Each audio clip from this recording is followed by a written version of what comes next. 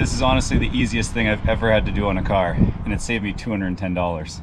I saved a whole bunch of money by installing running boards on my truck myself, instead of going to a dealership or mechanic, and it only took me about 30 minutes. In this video, I'll walk you through the process, the tools I used, and what to expect if you're thinking about doing it yourself. I'm Cyle, and this is Wicked Alaska. I bought my running boards directly from a Toyota dealership, and they came both individually wrapped in plastic. So the package didn't come with any hardware, but it looks like the hardware is already installed in the frame of the truck. The bolt pattern for the running board is asymmetric, so one side's going to be a little different than the other. Match up the bolt pattern on the frame, and you'll be able to tell which way goes forward. You don't have to remove this bolt fully, only halfway, so it slides right into this groove. I'll make sense of that in a minute. This whole job can be done with a single socket wrench, and depending on what you have for a vehicle and what you get for running boards, it may require a second bit. The job speeds up quite a bit with a drill, but it may not be strong enough to break that initial tension on the bolt. So I used a wrench just to get the bolts moving first, and then I went back to the drill. It made things super fast. Now that we got all the bolts out, except for one, we can slide the running board on using that little groove that I showed you earlier. This is a nice little design. It allows you with one person to install these pretty easily. My running boards had little bolt groove cutouts on the front and rear arms.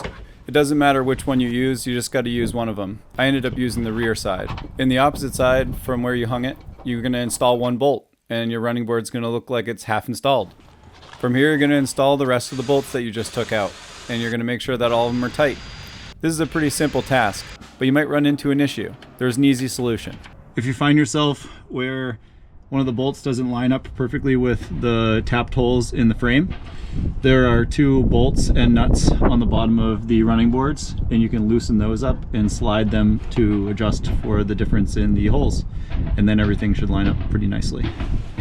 These nuts were a slightly different size than the bolts that were in my frame, so I had to use a different socket. That's a little design flaw on their part, I think, Toyota. Perfect. Now this bolt will slide right in. Now that the bolts are in the frame, I'm going to go back and retighten the ones that are attached to the running boards to make sure everything's firmed up.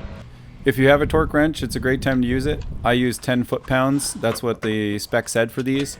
If you don't have a torque wrench, just make them hand tight. Don't over-tighten them. 10 foot-pounds is really not that much, so if you have a big wrench, don't put a lot of pressure on it. The other side goes in just the same way as the first side did.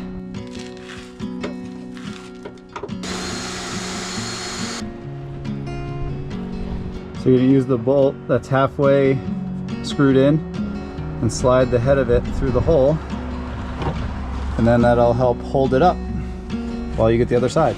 And here we are on the other side. I'll lift this up, get that bolt started, that'll hold up.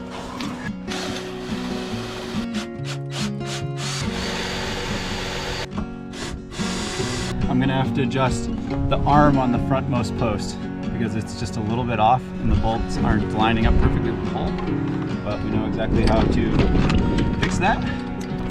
It's just a piece of cake. And 30 minutes later, you're complete. You feel really accomplished, you saved about $200 at the dealership, and you got the running boards you wanted installed. I hope this gave you confidence to tackle the project on your own. Cheers!